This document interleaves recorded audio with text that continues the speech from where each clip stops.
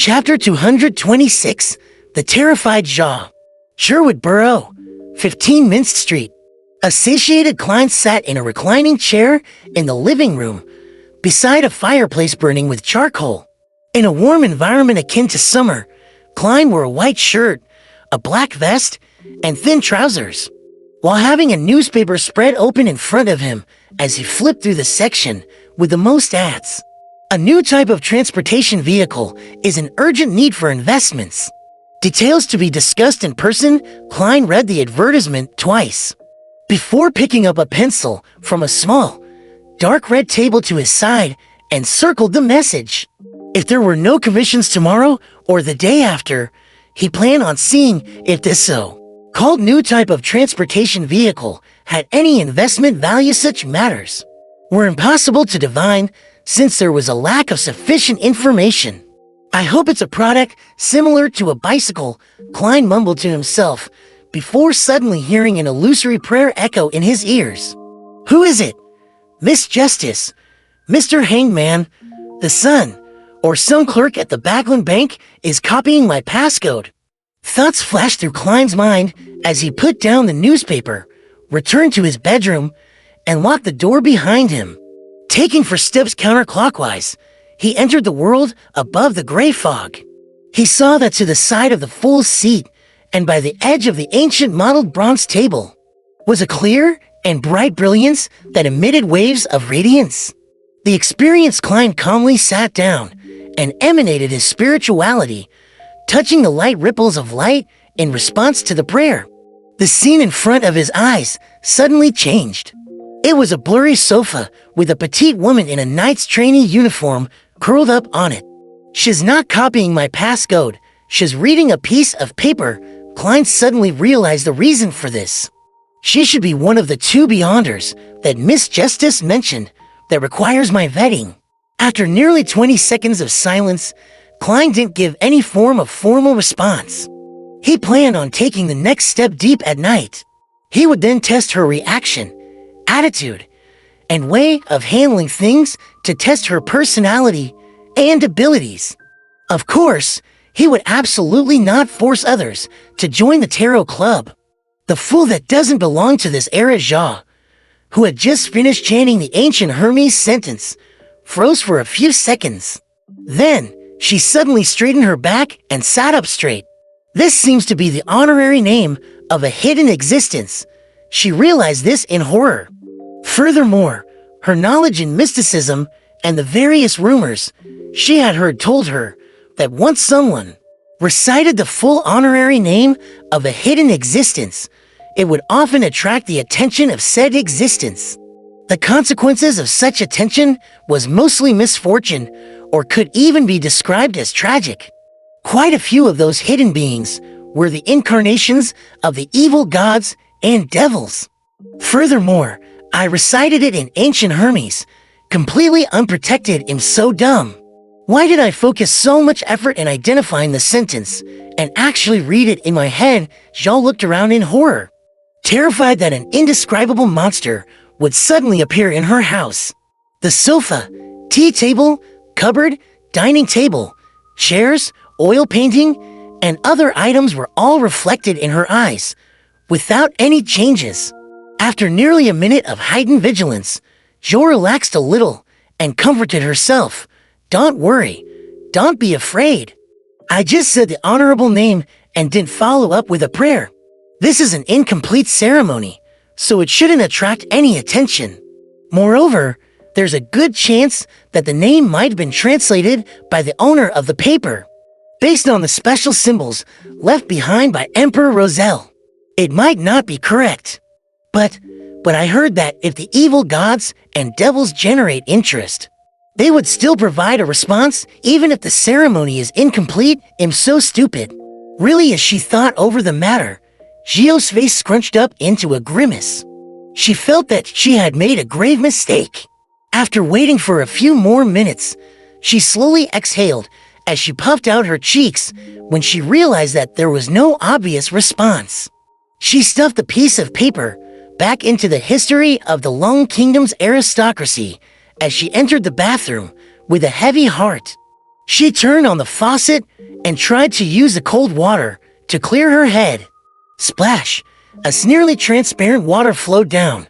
Jia hunched her back and reached out her palms to cup some water.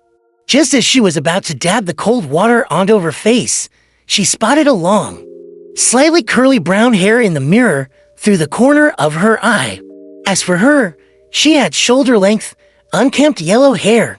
Suddenly, Gio's hair stood on end.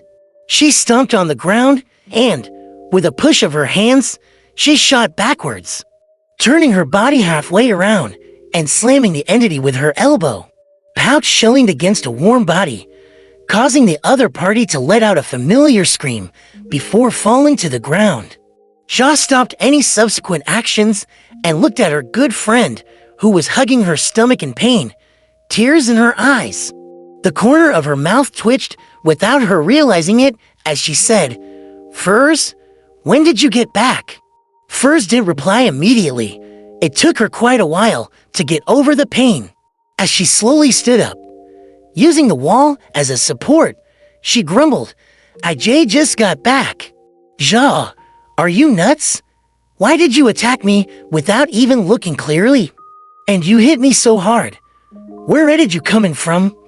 Jia asked awkwardly. "Through the bathroom window." "Why? Is there a problem?" "As an apprentice, it's normal to not bring a key with me," Furs replied matter-of-factly. Jia straightened her back and pushed away all responsibility. "Then why didn't you go through the door? You really gave me a fright just now." Furs blinked her eyes and said, "If that's the case, I'll have to make one big round. That's too troublesome. I'm used to walking in a straight line." She paused as she asked suspiciously, "However, wasn't your reaction a bit too much?" Jia struggled for 3 seconds, choosing between losing her dignity or losing her life. Before answering honestly, "It is because I made a mistake, a fatal mistake." "What mistake?" Furs asked, rubbing her belly as she felt puzzled and concerned. Jia hurriedly recounted the whole story of how she had discovered the inner layer in the book's cover and found an old piece of paper in it. Then, she had accidentally recited the suspected incantation in ancient Hermes silently. What she had recited seemed to contain the honorable name of some hidden existence. Where's your brain? It should be fine. The ceremony wasn't complete, and who knows if it's real or fake. Furs looked around, and for some baffling reason, she felt a chill. She followed Jia back to the living room and saw the yellowed sheet of paper, as well as Roselle's special symbols, and the sentence that was written in ancient Hermes. After a quick glance, Furs, the professional researcher in mysticism, nodded and said, "It's not any of the evil gods, devils, and secret existences that I know of. It should be fine. Furthermore, nothing has happened up till now. That means that everything should be fine." Seeing Zhou relax, she thought of the pain in her stomach, so she deliberately added maliciously, "Of course, if something were to really happen, there's no way we can rescue ourselves with our meager abilities." Gio's face paled as she blurted out, "Furs, let's sleep together tonight." "Forget it. I'll just sleep on my own." Furs pricked up her brows and chuckled. "All right. In fact, you don't have to worry about it. Think about it. I hear strange murmurs whenever there's a full moon, but I don't see any signs of me going mad or losing control. Well, we should study the other 3 books. If there's the same piece of paper and the same incantation, it means that it's very likely to be a prank from Viscount Glaint." The duo hurriedly flipped through study of the coat of arms and the other books and checked them carefully, but they didn't find anything else out of the ordinary. Jia looked at Furs, who looked back at her, turning the mood somber again. "Should we sneak into St. Samuel Cathedral's nave tonight?" Shaw came up with an inspired suggestion. That was the headquarters of the Church of the Evernight Goddess in the Backland Diocese. "Why not St. Hieron Cathedral?" "I don't think the Evernight Goddess will protect me," Furs subconsciously replied. That was the headquarters of the Church of the God of Steam and Machinery. which was located in the St. George Borough, adjacent to many huge factories in the southeast. The two ladies with different faces fell silent again, and after a while, first sighed and said, "And that would make us end up being targeted by the Nighthawks or the machinery hive mind. That might be the goal of that hidden existence. All right, go to sleep. We'll know the answer tomorrow morning. If nothing happens by then, it means that it'll really be okay." In the middle of the night, the waxing crimson moon was obscured by clouds, and the stars were barely visible in the sky above Backland. Klein instinctively woke up, lifted his blanket, got off the bed, and entered the world above the gray fog. He sat down on the high back chair that belonged to the fool. He planned on responding to Miss Justice's companion and proceed with the examination process. At that moment, he suddenly had a new idea. Perhaps he could try and see if he could pull her into the world above the gray fog under the present circumstances. The young lady must have fallen asleep, and even if I succeed, she would probably treat it as a dream that appears clearer than usual. If I succeed, I can sever the connection in a timely manner to prevent her from seeing her surroundings clearly. After repeatedly deliberating over the matter, Klein stretched out his hand and tapped at the rippling ring of light to form a connection with it. Suddenly, Klein felt his spirituality surge out in an unstoppable manner, causing the mysterious space above the gray fog to tremble slightly. Just when Klein thought that his spirituality would be completely drained, everything calmed down.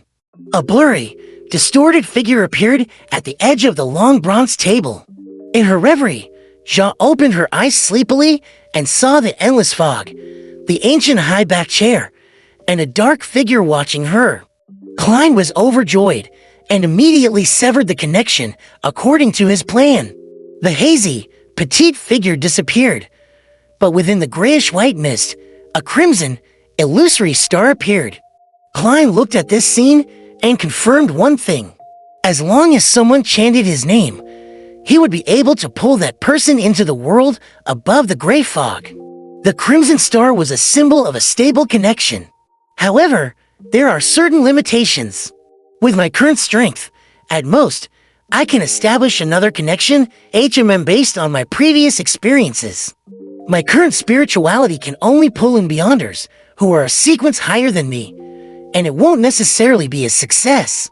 It's just a preliminary judgment, so it shouldn't be a problem if it's someone at the same sequence as me or lower Klein thought. Feeling satisfied, there was no need for him to respond. His attempt was already enough. Jia sat up in her sleep. She had been worrying about the potential dangers of chanting an honorary name the entire time. Not long after she fell asleep, she dreamed of a mysterious space and a gray foggy figure looking down on her from above. The dream was so clear that Jia felt afraid. She looked at the sleeping furs beside her and thought with a tremble, is it a nightmare caused by fear?